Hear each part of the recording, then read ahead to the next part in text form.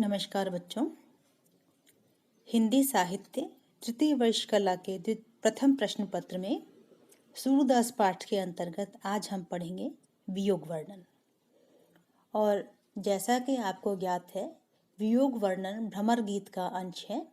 इस अंश में गोपियां कृष्ण के मित्र व ज्ञान मार्ग के उपासक उद्धव जी को भ्रमर के नाम से संबोधित करके अपने हृदय की विरह पीड़ा को भांति भांति से अभिव्यक्त करती हैं। आज हम पढ़ेंगे चौथा पद। पद देखिए।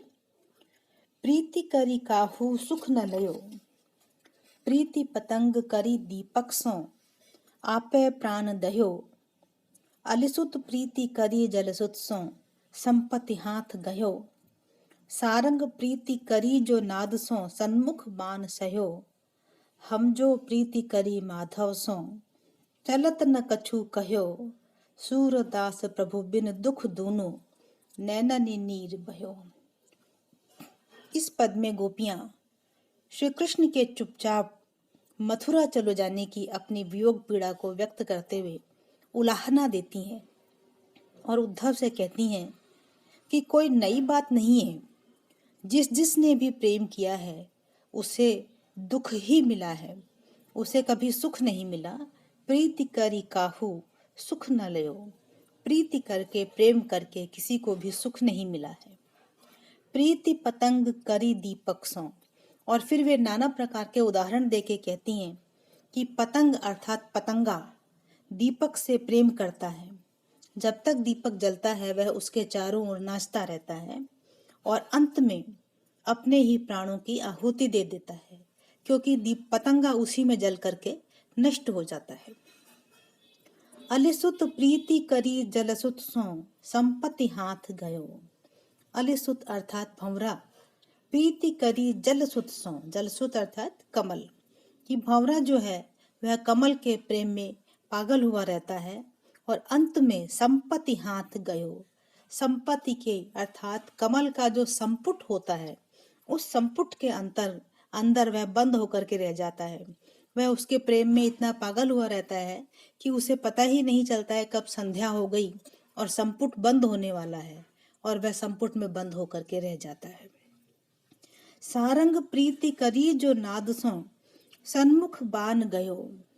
इसी प्रकार से सारंग अर्थात हिरण संगीत का प्रेमी होता है और संगीत का इतना प्रेमी है कि संगीत की ध्वनि सुनते हुए उसे यह भी पता नहीं चलता कब शिकारी उसके सम्मुख आ गया और वह सम्मुख बाण खा लेता है और मृत्यु को प्राप्त होता है, लेकिन संगीत से अपना मोह नहीं छोड़ पाता।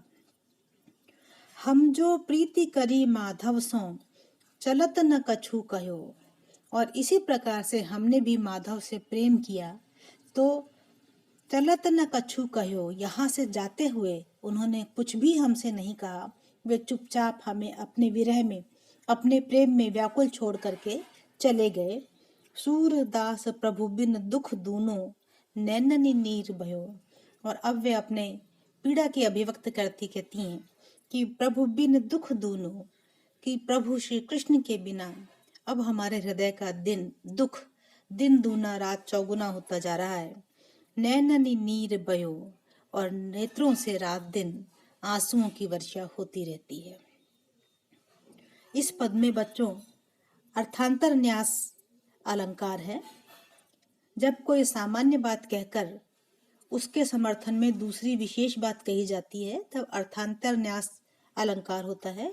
इस पद में गोपियां प्रेम करके सुख न लेने की बात कहती हैं, न मिलने की बात करती हैं और उसके बाद नाना प्रकार के उदाहरण देती हैं। अतः यहाँ पर अर्थांतर न्यास अलंकार है।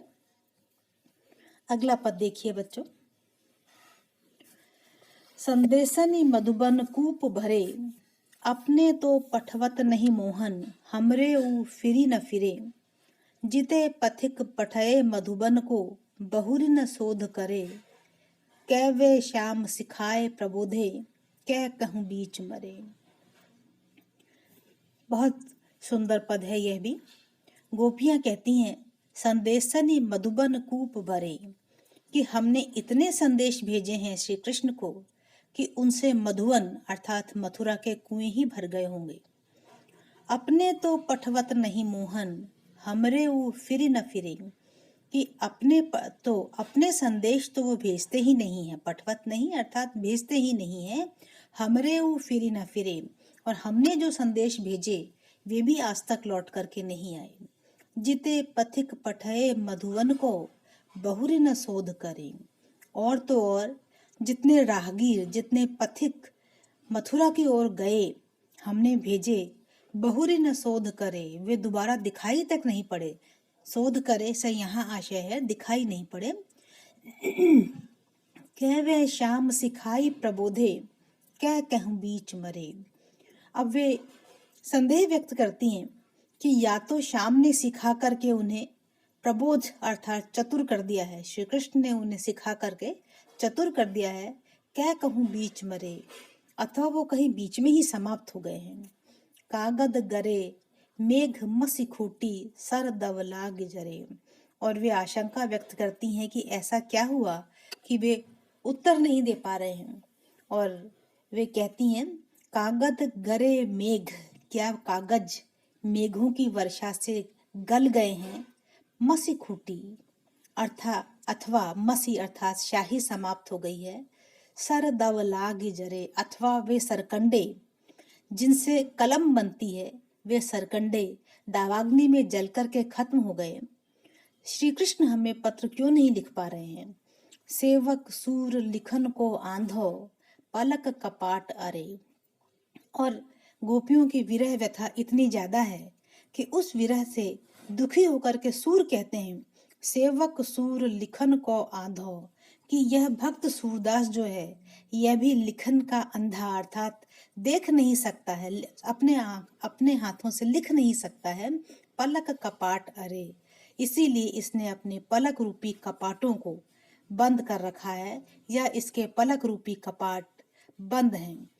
सूरदास जी यहाँ अपनी अंधता का उल्लेख करते हैं, और केवल उल्लेख नहीं करते हैं बच्चों, ये इसकी व्यंजना और व्यापक है। वे कहते हैं कि श्री कृष्ण के प्रेम की अनन्यता और गोपियों की एक निष्ठता से प्रभावित होकर के उन्होंने श्री कृष्ण के प्रेम में अपनी आंखों को बंद कर रखा है, और यह प्रेम इतना पावन है, इतना पवित्र है कि इसका वर्णन करने में वे असमर्थ हैं।